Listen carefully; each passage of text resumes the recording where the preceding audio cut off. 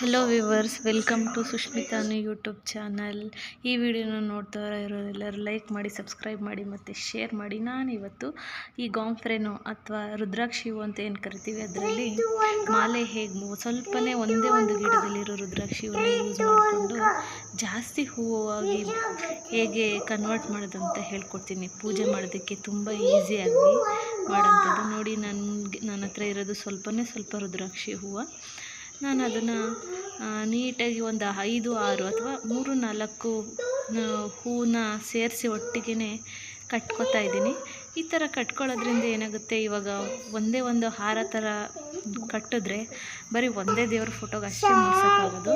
ಅದೇ ನಾವು ಈ ಥರ 3, 4, 5 ಒಂದು 4, 5 ಒಟ್ಟೊಟ್ಟಿಗೆ ಸೇರಿಸ್ಕೊಂಡು, ನಾನು ಈಗ ತೋರಿಸ್ತಾ ಇದ್ದೀನಿ ಆ ಥರ ಸೇರಿಸ್ಕೊಂಡು ಹೂ ಕೊಟ್ಟ ಥರ ಸಿಂಗಲ್ಲಾಗಿ ಹಾಕ್ಕೊಂಡು ಕಟ್ ಮಾಡಿಕೊಂಡ್ರೆ ಒಂದೊಂದು ಸೂಪರಾಗಿರೋ ರೋಸ್ ಫ್ಲವರ್ ಥರ ಕಾಣಿಸುತ್ತೆ. ಅದು ನಮ್ಮ ಮನೇಲಿ ನನ್ನ ಗಾರ್ಡನಲ್ಲಿ ಇವತ್ತು ಬರೀ ಇದೊಂದೇ ಹೂವು ಇದ್ದಿದ್ದು.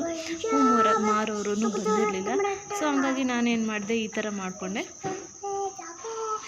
ಹಂಗಾಗಿ ನಾನು ಈ ಥರ ಕಟ್ಕೊಂಡಿದ್ದಕ್ಕೆ ಎಲ್ಲ ದೇವ್ರ ಫೋಟೋಗೂ ತುಂಬ ಚೆನ್ನಾಗಿ ಮುಡಿಸೋ ಥರ ಆಯಿತು. ಒಂದೊಂದು ರೋಸು ಮಾರ್ಕೆಟಲ್ಲಿ ತಂದಿರೋ ಬಟನ್ ರೋಸ್ಗಳಿಗೆ ಮುಡಿಸ್ದಾಗ ಹೇಗೆ ಕಾಣುತ್ತೆ ಅಷ್ಟೇ ತುಂಬ ಕ್ಯೂಟಾಗಿ ಕಾಣಿಸ್ತಾ ಇತ್ತು ದೇವ್ರ ಫೋಟೋಗೆ ಮುಡಿಸ್ದಾಗ.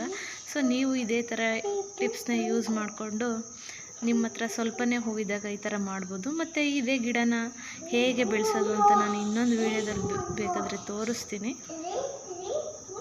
ಒಂದೇ ಒಂದು ಗಿಡದ ಹೂವಿಂದ ನಾವು 15-20 ಗುಲಾಬಿ ಹೂ ಥರ ಮಾಡ್ಕೊಂಡಿದ್ದು ತುಂಬ ಚೆನ್ನಾಗಿ ಕಾಣಿಸ್ತಾ ಇತ್ತು. ನೋಡಿ ಹೇಗೆ ಕಾಣಿಸ್ತಾ ಇದೆ ಅಂತ. ಇಷ್ಟು ನನಗೆ 20 ಹೂವುದು ಆಗಿತ್ತು. 20 ದೇವ್ರ ಫೋಟೋಗೆ ಹೂ ಮುಡಿಸ್ಬೋದು.